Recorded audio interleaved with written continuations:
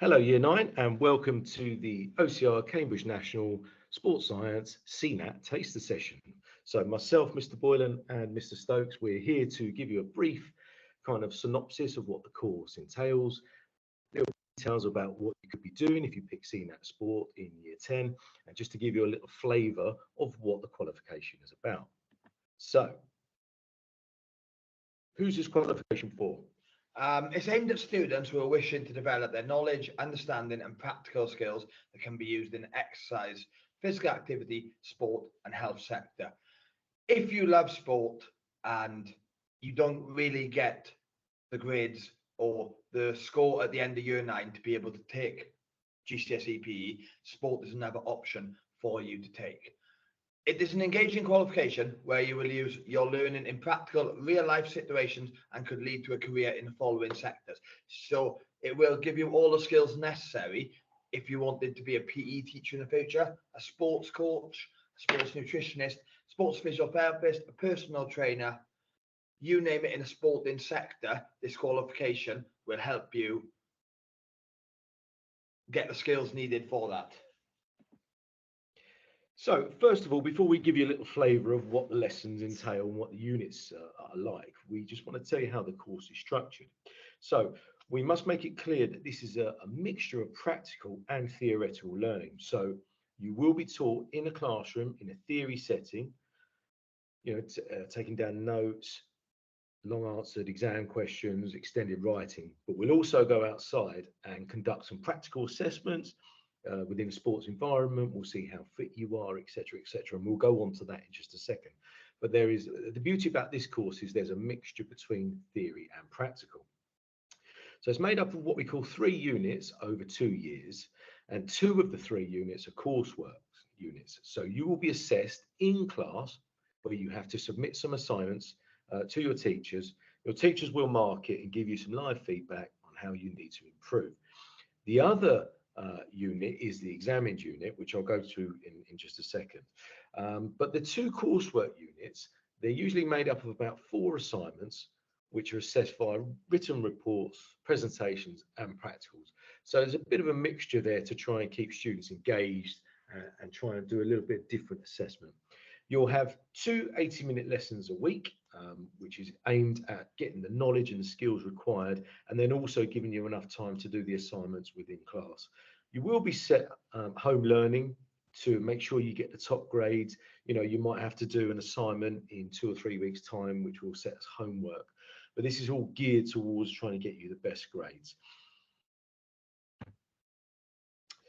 So, as I said earlier, 2 of the 3 units are coursework based units. The one that is assessed via the exam is what we call reducing the risk of sports injuries. And Mr. Stokes is just going to give you a little flavour of what this unit's about.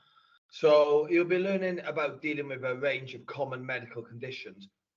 It will be assessed as an exam, but we'll also look at doing things like first aid, showing you what a first aid box entails, how you put people in a recovery position, things like CPR, etc. Key skills that you will need future down the line, future life. The areas that you'll be focusing on within the examined unit will be different factors which can influence the risk of and severity of an injury. So like not doing a warm-up right, not doing a cool down right, not looking after your muscles after you've partaken in a sporting activity. Different types and causes of injuries. So you've got things like chronic injuries, acute injuries. You'll be learning about things like that. Reducing the risk, treatment and rehab of sports injuries and medical conditions. This links to, if you want to be a physiotherapist down the line, it will help with how you give treatment to your clients for them to be successful and be back playing sport within a matter of weeks. And you will also look at the causes, symptoms, and treatment of medical conditions. How you treat things like diabetes and how you can plan sessions around people who have got diabetes, who have got heart disease, who have got long-term health issues.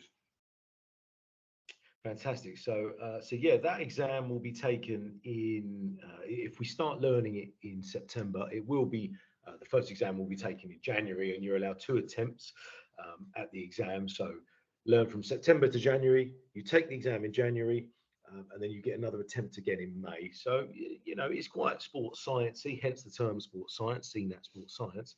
So it's not just all about kicking a football or a basketball around outside. It's, you know, it's very sort of sciencey. So it works very nicely with biology. Okay, so we then have another unit, which is essentially applying the principles of training. So that is pretty much looking at a training program, improving someone's fitness. So we'll be assessing your fitness in a practical session. So we'll be doing tests like the Cooper run, press up test. We'll be doing the Illinois agility test. And there's lots of different tests that we do to see where your current fitness is. And then we compare your scores against what we call normative data. So people across the country of your age and gender, what should they be getting? And then we'll be writing a little training program on that to see how we can improve your fitness training. And that'll give you the skills needed to work in a gym, you know, to working with clients, being a PT, a physical training instructor, trying to get their fitness levels to where they want them to be. So this is a great unit. The third unit we have is nutrition and sports performance. Now, there's been a big shift in the last sort of 20 years about what athletes are putting into their bodies, you know, and I'll leave you with this question here. You know, would you put chip fat into a Formula One car?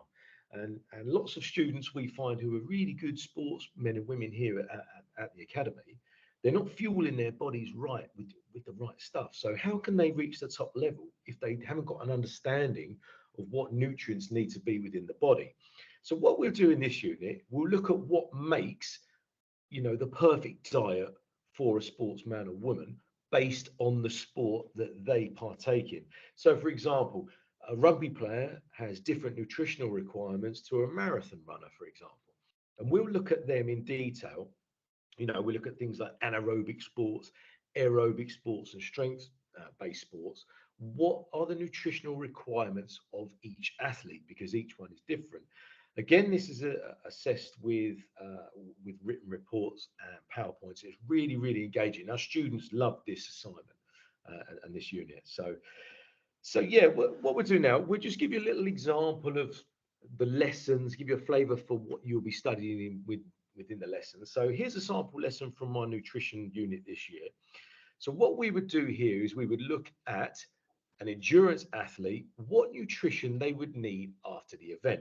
Now, having spoken to some of my students in class, my question to them was, okay, so you've played a game of football, or you know, you've gone for a run. What's the first thing you put into your body? And some of them say, well, nothing. I don't eat, I don't drink, I don't replenish any kind of nutrition. Some say they go down to KFC or Morley's chicken. And I say to them, well, look, what you should be doing is you should be putting the stuff in that you've just burnt off.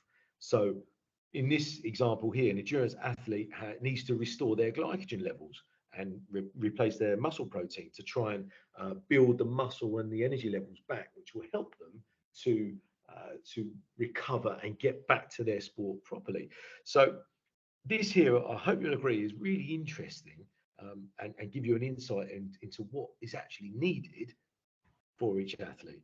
So once we do that, I would then ask them to explain what an endurance athlete should eat and drink after the event, and we'd structure it like explain what's happened to an athlete's energy after the endurance event. What should we eat and why? So it's now just saying, okay, well, I need to eat carbohydrates. But yeah, what type of carbohydrates? Right, well, we need to eat complex carbohydrates because they're slow release energy over a long period of time. Why do I need to do that? Well, I need to help my body and my muscles recover so that I can get ready for my next event, you know, more efficiently. We give you center starters and the tools needed to perform really well in this example. So that there is just a very, very small snippet from the nutrition lesson. This is a snippet from our components of fitness lesson. So what you're looking at is we go through each key component for things like power. So what sport requires a lot of power? What are the key traits of power within the body, of balance, of agility? Now, what we also do on these slides is we allow the pupils to write down the key information on these slides. So for power, the pupils would write down the 5 bullet points. Now, this helps them answer the questions on the assignment. So the assignment will be like describe power, give 3 sporting examples of power. Now, what we've done right here is we're teaching it to the pupils. The pupils are taking in information. We're giving them the questions. What sport does power link to? Why is power key in sport? And then what we're doing then is just allowing them to be like, okay, we've got the information. We're going to put this onto our assignment, and we're going to look again the top marks in the assignment because we're giving the information relevant to it. Now, this is a we do task for our components of fitness lesson. So we just looked at the I do, we're now looking at a we do. So the task says prioritize the components of fitness from most to least important for a gymnast. So what we will do is we will have the pupils work as pairs. They will design their own answer to this question. And then what we'll do is we'll work together as a class. And we'll be like, okay, so Jimmy, what's your answer? Perfect. Okay, we'll write that on the board. Would anyone change something within this? Would anyone add more to it to get the highest grade possible? As you see on the right, teacher example, we've given them an example of what is a distinction star paragraph. So if they put all of that within their coursework and add in the words which we've spoken about, power, speed, reaction time, that will get them to the top grade they need for this assignment. Okay, which leads us to the last unit, which is looking at reducing the sports injuries units. So what we would do typically here, alongside what Mr. Stokes said earlier on about, all the information that we would look at, kind of all the injuries, we'd also look at things like, look, well, what type of activity is more likely for someone to get injured in? So we'd ask students to think about, okay, well, compare maybe boxing to swimming. Which sport are you more likely to get injured in? And 99% of students will say boxing. You say, why? Well, because someone's trying to punch me in the face. And the exam question would say, well, describe or explain how the type of activity can have a major influence on whether participants get injured or not. So students now are required to look at the difference between contact and non-contact sports, the likelihood of people getting injured. Look at the example there. In football, you've seen lots of people who have had their legs broken from people coming in and giving them 2-foot tackles. In cricket, a fast bowler is trying to give you a bouncer to the face. So they're essentially trying to get you out by making you retired hurt. As opposed to swimming, for example, where you can pull a muscle or get a repetitive shoulder injury. Students need to be able to differentiate between the type of activity and the likelihood of people getting hurt. So for this unit, we would give them an exam question like this. So Angarika has recently completed a football refereeing course.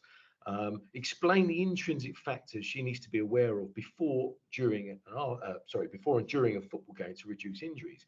So students would need to use the previous slide and think, right, actually, football is a contact sport, are more likely to get injured because people are tackling each other and there's more contact. So the likelihood is people are likely to get injured. They can get bruises and cuts.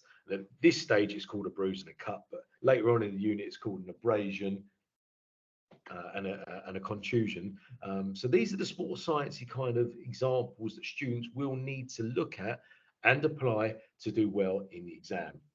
So I think you'll agree there's some really exciting units there, really varied, which are going to give students the skills needed to go on into successful careers in sport.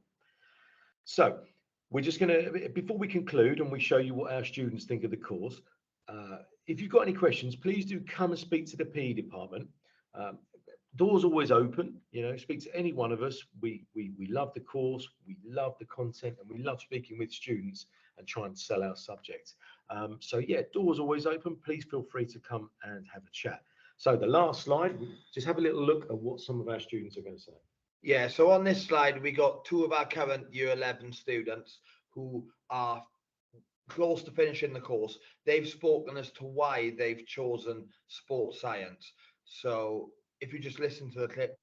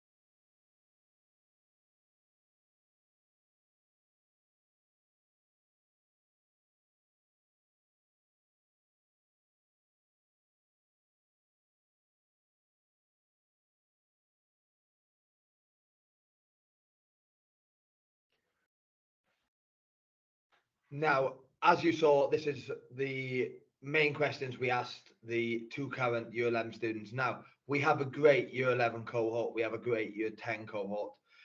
If you know anyone who does sport in both them years and you've got any questions, go up and speak to them. They're really approachable. They will tell you the ins and outs of the course, and they will be brutally honest. They were honest to us during that interview. They'll be honest to you.